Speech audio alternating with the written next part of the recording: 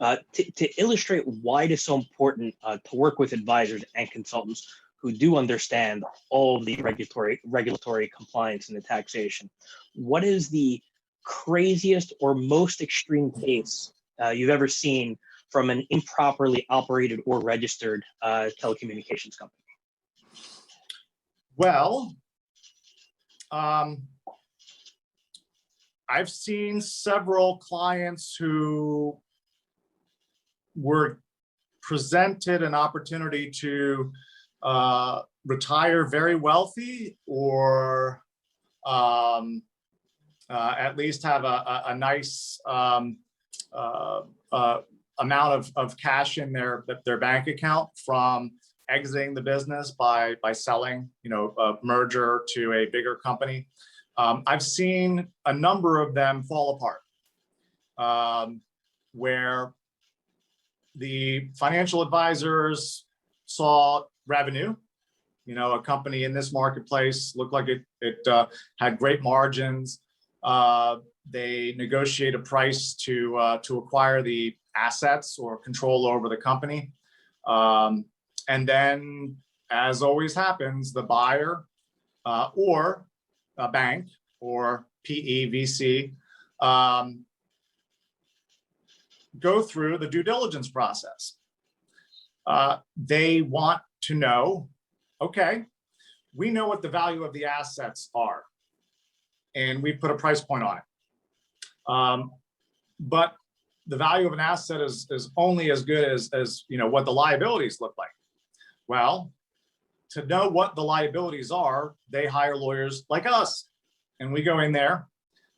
We find out that, well, they didn't register with the FCC or USAC, and they are exposed to I'll call it the delta between the retail revenue from what they've been billing to their customers as a voice over IP or regulated telecommunications service, and what they paid their supplier and paid the supplier invoices, all of those pass-throughs. They are exposed to the delta between whatever taxes they may have paid. Like, for instance, maybe they've been paying a sales tax on the retail face value of what they're selling, and they've been charging a customer in Manhattan all of the applicable sales taxes on that sale. But they've neglected to look at the remote users or other states, other jurisdictions. And when you go through the process of a due diligence and you do an exposure analysis to identify how much a company might be exposed to, I'll call it underpaid regulatory fees or unpaid taxes, the amount can be very material because it compounds. Tax liabilities they have successor liabilities, so they carry forward, whether you're purchasing the asset or control. The liability for things like sales taxes, transaction taxes, they don't die. So you can't just say, oh, well, this company didn't comply with taxes, so we'll carve it out and we start fresh and we don't have any liability. It doesn't work that way. So what happens, or has happened a number of times, is a buyer or a bank or an investor comes along and they see a nice asset. They say, okay, it's worth $10 million. And then by the time we come up with our exposure analysis and say that this company is sitting on $3, $4, $5 million of unpaid or underpaid taxes and fees and potential other regulatory compliance exposure to forfeitures, fines, and penalties. Well, as you can imagine, those deals don't get done. And the ones that do end up getting consummated have really big holdback provisions. A holdback provision is, we value the company at 50 million, but you have $10 million of liabilities. So we're going to hold back $10 million and we're going to use that $10 million and we're going to pay off all of the liabilities that, otherwise would flow to us. So these things have a tendency to sneak up and bite a lot of companies in the behind when they least expect it. They go from a very good place to an unhappy one.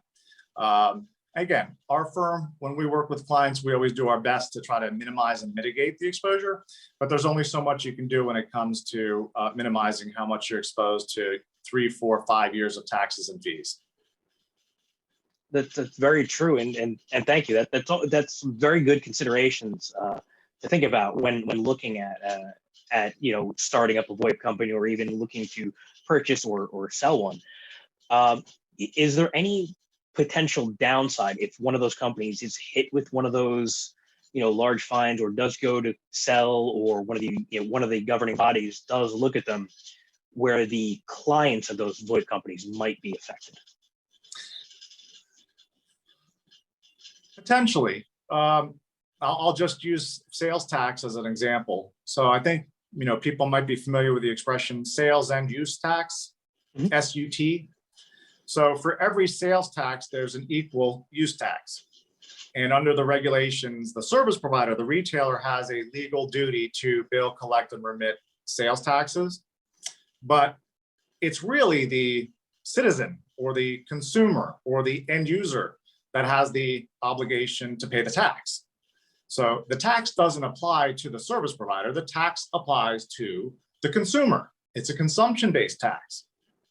And so if you're not billing your customer a sales tax, or you're billing them the wrong one,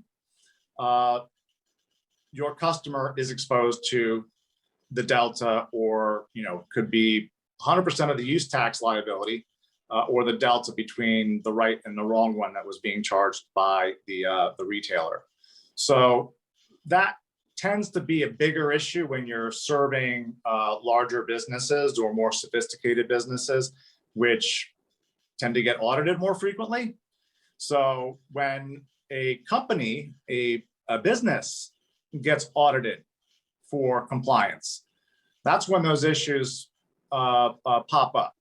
But major corporations, enterprise level businesses, they're aware of their use tax liability, and they will either protect themselves, or they'll ensure that their service provider is protecting them by doing, fulfilling their duty. But yes, consumers can be harmed by non-compliance of a service provider. All right. Thank you very much. That is good to know.